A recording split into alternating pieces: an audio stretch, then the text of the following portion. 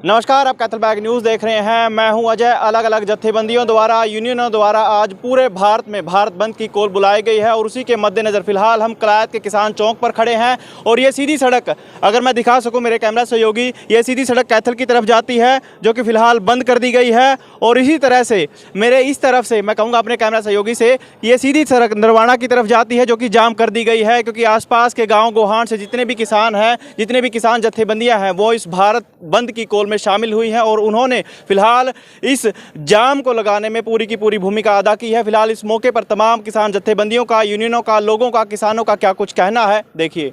आवाज दो, किसान मजदूर एकता जिंदाबाद जिंदाबाद। देखिए, पहले से ही आह्वान किया गया था ट्रेड यूनियनों द्वारा और किसान संगठनों द्वारा कि देश के अंदर ग्रामीण भारत बंद रहेगा। और जो फिर शाम को जो कॉल आई है, वो पूरे दिन की कॉल आई है कि आज सारा दिन जाम रहेगा यहाँ पे। और ये जो हमारे किसान संगठनों की बात करें, जो दिल्ली में 13 महीने किसान आंदोलन चला था और तमाम मुद्दे थे एमएसपी को लेकर के, लखीमपुर खीरी में जो किसान शहीद हुए थे उनके न्याय दिलवाने की बात को लेकर के, और जो बिजली बिल विधेयक है वो वापस करवाने के लिए, तो इन तमाम मुद्दों को लेकर के हमारा आंदोलन स्थगित हुआ था। तो आज भी अपनी मांगों को लेकर के आज भी हमारे अंदर रोष है इस बात का, क्योंकि सरकार ने हमारी बात नहीं मानी है। तो ये ट्रेड यूनियनों का और किसान संगठनों के आह्वान पर आज का जो ये भारत बंद का ऐलान है, ये उन सभी के आह्वान पर किया गया है। टोलों की बात की जाए, हरियाणा के टोल भी बंद करने की बात आज सामने आई।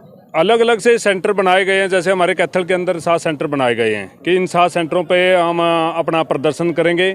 और यहाँ पर जाम की मतलब जो स्थिति बन रही है, वो एम्बुलेंस को और स्कूल वाले बच्चों को और कोई भी मतलब शादी ब्याह में कोई आने जाने लग रहा है उसको रास्ता दिया जाएगा, अन्यथा बाकी सारे साधन यहाँ पर हरियाणा रोडवेज कर्मचारियों ने भी इसमें समर्थन किया है। उनका भी आज का आह्वान है यहाँ पर बंद करने का। कब तक चलेगा? ये शाम के 4 बजे तक चलेगा जी। कई खापों की तरफ से एक कॉल भी आई है कि बजाय यहाँ धरना प्रदर्शन के हम पंजाब वाले साथियों का साथ दें या वहाँ जाएं, जिन दत्ता सिंह वाला बॉर्डर हो गया या फिर शंभू बॉर्डर हो गया, वहाँ पे जाया जाए, उनकी मदद की जाए। अभी आसपास के गांव यहाँ पर इकट्ठा हुए हैं, इसमें किसान संगठन बताया आपको और ट्रेड यूनियनों के जो भी साथी हमारे बीच में पहुँचे हैं, उनसे सलाह मशूरा करके ही जो किसान संयुक्त किसान मोर्चा का आदेश आएगा उस आदेश का पालन करेंगे। जैसे वो हमें आदेश देता है उसी आदेश के अनुसार हम आगे की रणनीति बनाएंगे। जाम में कई लोग परेशान भी हो रहे हैं, क्या किसानों द्वारा उनकी मदद के नाते कुछ सुझाव भी दिए जा रहे हैं? देखिए, माना कि परेशानी तो होती है, सबको ही होती है, लेकिन जो भी धरने प्रदर्शन किए जाते हैं ये किसी शौक में नहीं किए जाते, ये मजबूरी में किए जाते हैं। आपने कुछ दिन पहले देखा होगा हमारे यहाँ पर कमालपुर में जो धरना चला था, वहाँ पर भी हम जायज़ मांग थी कि आप रास्ता सीधा दीजिए, जेड आकृति में ना दें। सरकार अड़ी हुई थी कि एक ही पुल के नीचे को हमें रास्ता, निकासी का रास्ता दे रही थी, वहाँ पर एक्सीडेंट के खतरे भी थे और वो अनलीगल तरीके से था। तो ये सारे तमाम मुद्दे होते हैं जो किसान मजदूर परेशान है, परेशानी के कारण ही धरने प्रदर्शन आज कर रहे हैं पूरे देश के अंदर। आगे की रूपरेखा क्या रहेगी? आगे की रूपरेखा तो बता दिया जी आपसे, जो भी हमारे संयुक्त किसान मोर्चा की जो कॉल आएगी उस कॉल के ऊपर ही हम उस कॉल का पालन करेंगे और जैसे ही कोई आदेश आता है उस आदेश के अनुसार हम आगे की रणनीति बनाएंगे। जो दिल्ली में 13 महीने तक आंदोलन चला और देश की सरकार के साथ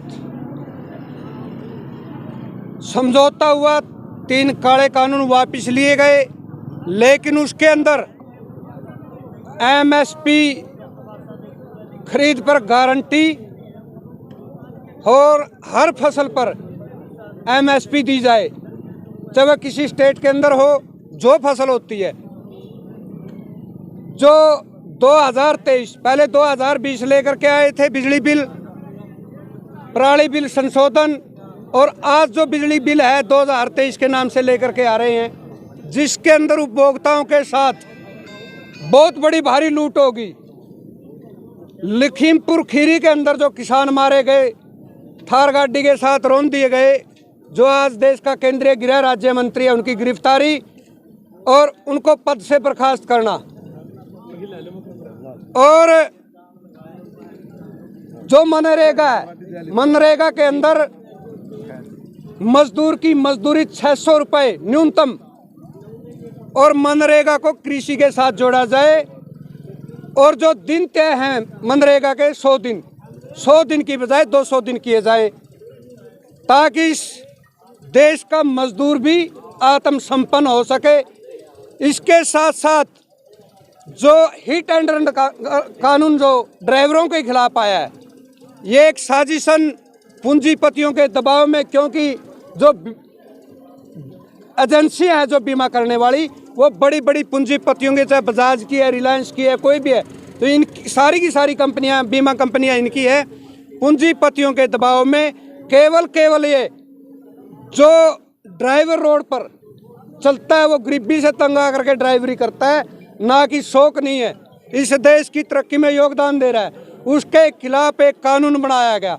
और जो मजदूरों के खिलाफ श्रम कोड कानून बनाया गया, ये सारी की सारी मांगे हमने दिल्ली सरकार, केंद्र की सरकार के साथ बैठ करके बातचीत करके आंदोलन स्थगित करके आए थे, लेकिन केंद्र की सरकार इन सभी बातों से भाग रही है, किसानों के साथ बातचीत नहीं कर रही है। इन सभी बातों को लेकर के आज जो 18 तारीख की कॉल थी, ये संयुक्त किसान मोर्चा की कॉल थी, जिसके अंदर ट्रेड यूनियन और बहुत सारे कर्मचारी संगठन है इसके अंदर शामिल है। आज ये पूरे देश के अंदर एक सफल भारत बंद का आयोजन हुआ है।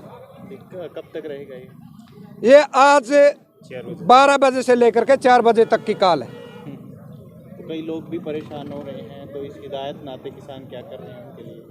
देखिए, यहाँ कोई इमरजेंसी सवारी है, कोई एम्बुलेंस है, मरीज है, या कोई कहीं मौत मरगत, उन सवारियों का हम विशेषकर ध्यान रख रहे हैं। ऐसी कोई तंगी हम उनको होने नहीं देंगे।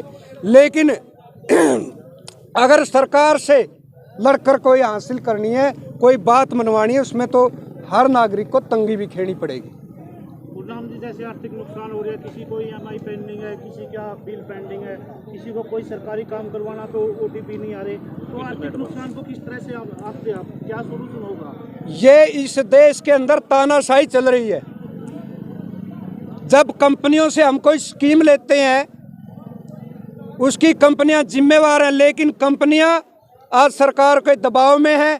उन्होंने इंटरनेट सेवाएं बाधित करके, चाहे खाने की वस्तु, आज देश के अंदर उपभोक्ता फोन का उपयोग करके, फोन पे, गूगल पे, जो भी है, इसका इस्तेमाल करके अपने खाते फोन से जोड़े हुए हैं।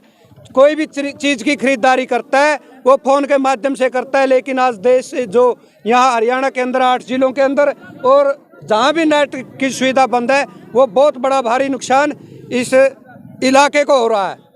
इसके लिए सरकार इमरजेंसी की तरह देखते हैं सर, अघोषित इमरजेंसी है। इस देश के अंदर तानाशाही है, इस तानाशाही के खिलाफ हमारी लड़ाई सत्ता परिवर्तन की नहीं है। अगर इस देश की सरकार ये समझती है कि किसान आपको, मजदूर आपको, छोटा व्यापारी और कर्मचारी, ये समझती है सरकार कि ये सत्ता से बेदखल करने की लड़ाई है, बिल्कुल भी नहीं। हमारी लड़ाई है व्यवस्था परिवर्तन की लड़ाई है।